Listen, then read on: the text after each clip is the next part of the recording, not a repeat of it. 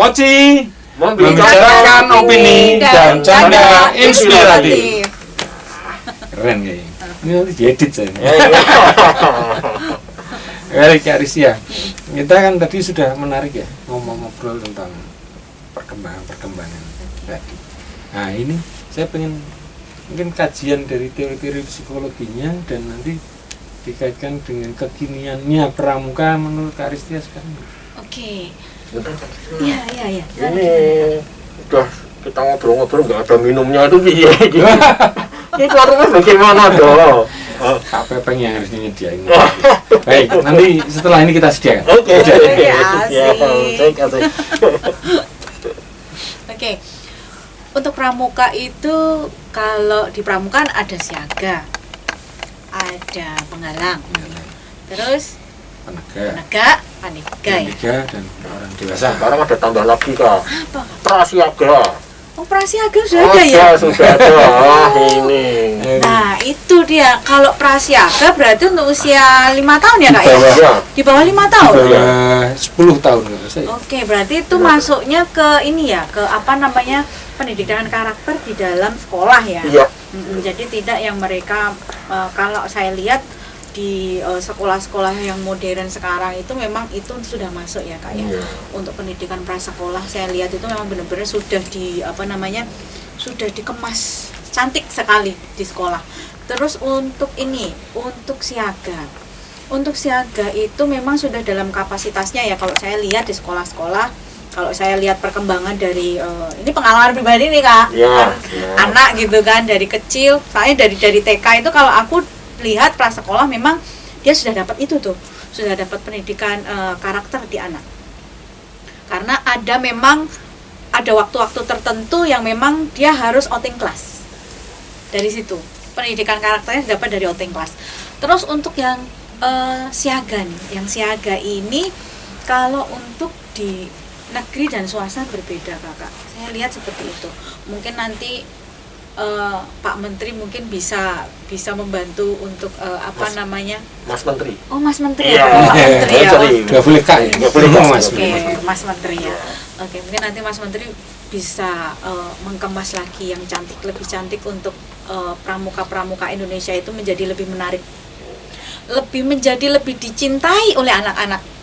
Tujuannya seperti itu. Untuk pendidikan karakter di sekolah negeri dan di sekolah swasta itu masih berbeda Kakak. Kalau di sekolah swasta itu pendidikan karakter pramuka itu mereka mungkin karena mereka berbayar ya Kak ya, jadinya seperti pulsa berbayar. Iya, seperti pulsa berbayar. Menurut saya masih seperti itu Kakak. Karena mungkin ini menjadikan kakak-kakak pembina yang melatih mereka itu lebih sigap, lebih enak dalam mencetuskan ide-ide mereka karena penerimaannya itu lebih baik. Bukannya saya membandingkan antara swasta dan negeri, no, enggak. Di negeri yang kreatif pun ada banyak gitu kan, yang memberikan ruang untuk kakak-kakak yang melatih adik-adik di sekolah, pembina itu ada juga yang menghasilkan pramuka-pramuka yang luar biasa. Tapi ada juga yang itu mungkin tergantung pembawaan dari kakak-kakaknya ya Kak ya. Mereka mungkin memang sudah mencintai pramuka dari awal, dari kecil. Ada yang mungkin memang hanya sekedar oh iya, aku ini karena tugas nih, tugas KKL, makanya aku harus bisa gitu kan. Jadi pembawaannya ke anak-anak pun ada yang apa adanya gitu kan, nggak yang benar-benar totalitas seperti itu. Jadi ini perlu jadi wacana. Ada wacana juga, kenapa sih kok anak-anak memandang pramuka itu kok sesuatu yang menyebalkan gitu kan?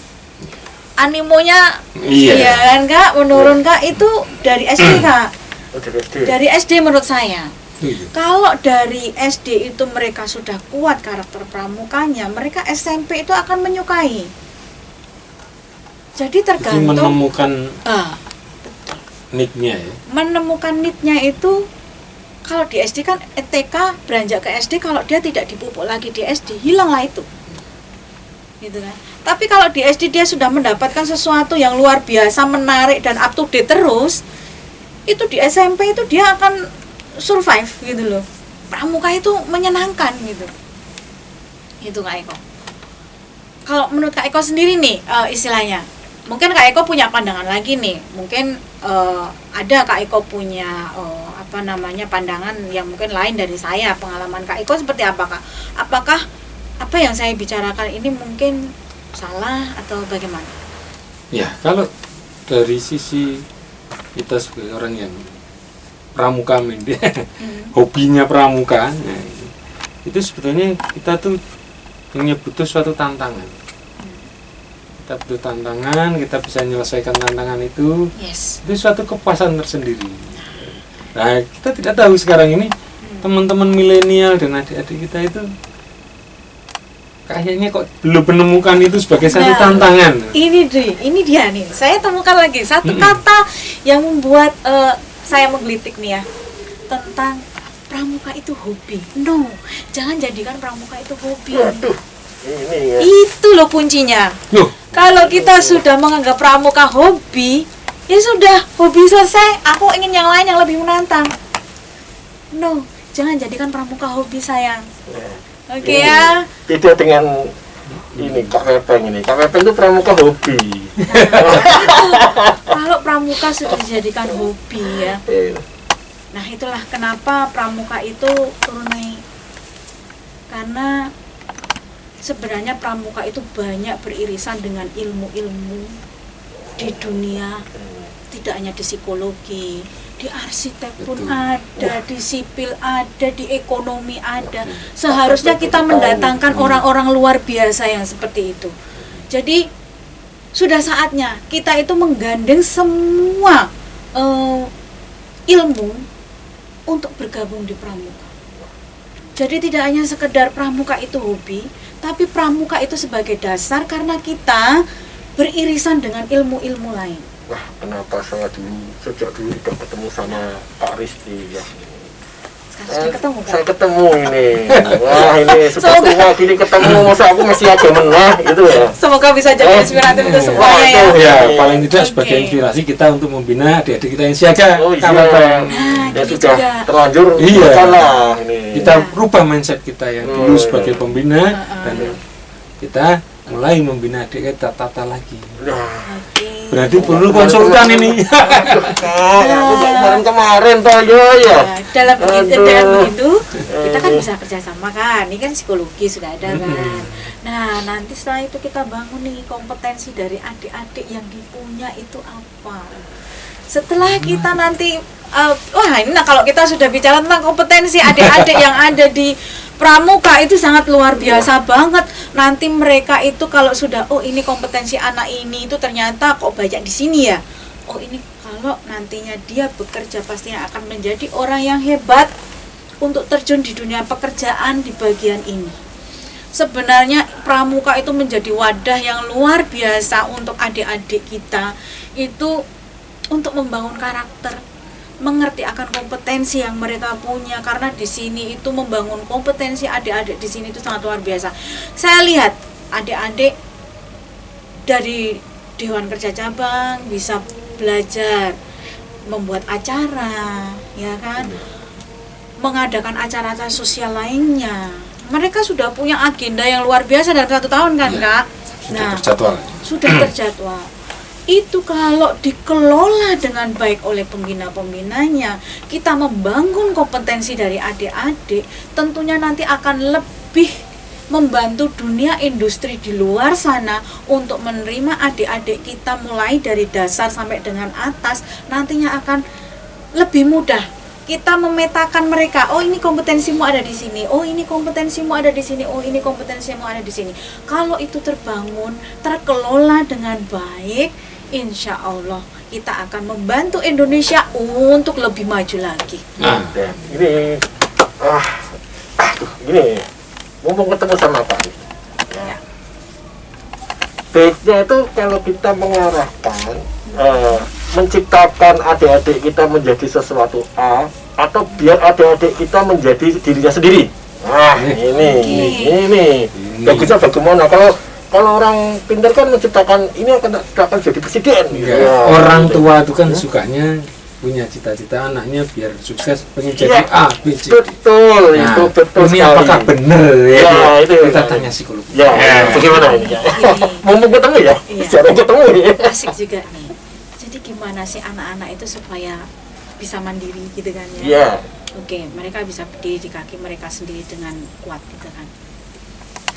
Banyak sekali untuk di dunia psikologi ini membangun anak itu, kalau kita membicarakan anak ya, kita di forum ini berarti kita membicarakan masalah eksternalnya anak.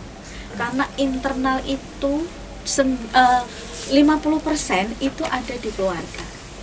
Ya. Bagaimana keluarga itu membangun mereka menjadi anak yang luar biasa, sehingga saat mereka berada di luar itu mereka bisa menerima apapun yang ada di dunia ini. Jadi saat anak dalam kondisi terpuruk atau apapun, kita terima mereka dengan lapang, dan ada pihak lain yang menerima dengan positif keberadaan mereka.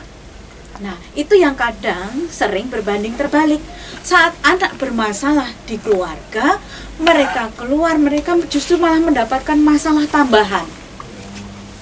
Ada sebagian anak yang seperti itu. Ada yang sebagian anak memang ada, mungkin dari dasarnya mereka sebenarnya sudah mendapatkan didikan yang baik, mungkin dari keluarga, mungkin dari bapak ibunya nggak baik, tapi bapak ibunya istilahnya mempunyai kesempatan, oh ayo kamu sana ngaji, oh ayo kamu sana ikut pramuka, saya antar, masih mempunyai waktu untuk itu masih membantu anak untuk bisa berpikir positif saat anak berbeda dengan anak yang tidak sama sekali mengikuti organisasi apa. Ini menarik sekali, keren sekali. Tapi waktu kita harus berpisah, kita harus menyimpulkan pembicaraan kita sore hari ini. Jadi kalau sebetulnya pendidikan pramuka itu adalah sustainable education. Mulai pendidikannya dari konsepnya ini, nggak tahu pelaksanaannya nanti kita evaluasi bareng. Makanya seorang pembina itu hanya mengampu kurang lebih 40 kalau dulu. Setahu saya 40 ya, kalau petunjuknya belum berubah. 40 nah, apa, Kak? 40 orang Anak. peserta didik dari mulai siaga. Satu orang pembina membina itu 40. Dia akan memahami karakternya, penggalang juga beliau lagi pembinanya. Nah, makanya sebenarnya penegak dan pendidik akan beliau dampingi terus, satu pembina. Nah, ini cuma karena di negara kita tidak bisa seperti itu, jadi pramuka itu masuk ke dunia pendidikan, kita harus mengikuti pola pendidikan di sektor pendidikan. Nah, kita paling tidak nanti akan ada wacana-wacana baru ya. Karena tadi yang Kak Rista udah bilang kan, itu harus mulai pembinaannya itu, mulai pembinaan pramuka itu harus mulai mengarahkan. Nah, kalau kita tidak mengenal individunya, kita tidak akan bisa mengarahkan, ya kan? Betul ya? Betul. Nah, mulai kayak itu nanti ini sebagai inspirasi kan, Kak Pepeng dan Kak Ristia. Mungkin bisa jadi inspirasi bagi kakak-kakak pelatih kita untuk mulai mengembalikan, bukan mengubah lagi, mengembalikan kepada kitohnya. Pada pramuka itu adalah sustainable education, harus mulai diperhatikan mulai dari siaga, penggalang, penegak, bahkan prasiaga itu sudah mulai ada diwacanakan. Tapi ini masih tarik ulur, nanti akan kita ini kan, semoga inspirasi pada sore hari ini sangat menyenangkan. Tapi nanti suatu ketika kita sambung lagi. Setuju Kak Pepeng? Setuju. Karena masih banyak ini. Dalam angan-angan saya, mindset saya itu masih banyak yang harus kita bicarakan. Kita tinjauan pramuka dari sisi psikologi itu masih harus. Belum nanti beririsan dengan ilmu lainnya. Lebih menarik lagi. Kalau dari sisi psikologinya, nah ini akan menarik. Nanti Pak Pepeng malu sudah tua ini. Katanya yang sudah tua itu justru malah memberikan banyak inspirasi ke kita nih Kak. Sebelum selesai ada sedikit pertanyaan bisa dijawab ya. Ini para pemirsa ini ya. Para pemirsa. Ini ada pertanyaan, pramuka itu pembinaan apa? Nanti jawab di bawah ini ya. Oke. Nanti secepatnya akan dapat gift dari. Ada hadiahnya enggak? Waduh, dari kru Mochi. Nah, Wis, mantap. silakan kirim secepatnya. Oke? Iya. Oke. Untuk mengakhiri acara kita, closing statement Kak Ristia tentang pramuka dan pendidikan karakter. Oke. Pramuka zaman sekarang tentunya berbeda dengan pramuka zaman dulu. Kita harus lebih terbuka untuk bekerja sama dengan dunia ilmu yang lainnya untuk membuat pramuka itu tidak hanya sekedar hobi, tapi pramuka itu adalah jiwa, ya. Jadi yakinlah bahwa kita bisa melakukan perubahan. Kita yakin kita bisa membawa pramuka ke istilahnya ke zaman keemasan dulu dengan membawa perubahan-perubahan yang luar biasa untuk membuat Indonesia semakin jaya lagi. Oke? Iya. Terima kasih. Ya. Ternyata kita harus mencukupkan sampai di sini. Sebetulnya masih banyak yang ingin kita ulas lagi. 7 kan. Mungkin nanti kita bikin pertemuan lagi dengan Kak Ristia, Kak Pepeng. Ya mudah-mudahan jadwalnya bisa lah. Iya. Sibuk, orang sibuk. Sibuk. Amin, Baik, terima kasih kehadirannya Iya. Kak Ristia, dan saya terima kasih dibantu Kak Pepeng dalam memandu acara Oke. Mochi membincangkan opini dan canda inspiratif. Oke.